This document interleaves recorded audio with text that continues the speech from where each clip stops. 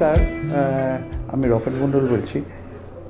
Actually আমার খুব সৌভাগ্য হয়েছে সলিলদার সঙ্গে প্রচুর কাজ করার। আমি খুব কাছ থেকে সলিলদাকে দেখেছিলাম। আমাদের মতন জুনিয়র মিউজিশিয়ানসদের উনি যেভাবে এনকারেজ করতেন তখনকার দিনে, সেটা অভাবনীয়।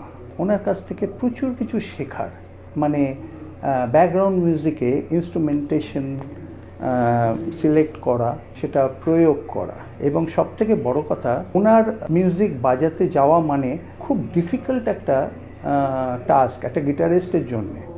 আমরা সবসময় আগে সলিলদার যখন রেকর্ডিং হতো সকালবেলা একটু ঠাকুর নমস্কার করে বেরোতাম। এত ডিফিকাল্ট পার্টস উনি তৈরি করতেন, অর্থাৎ ক্রস ফিঙ্গার্ড, মানে গিটারের জন্যে। হ্যাঁ, অনেক কিছু টেকনিক্যালি উনি অনেক বেশি সাউন্ড ছিলেন।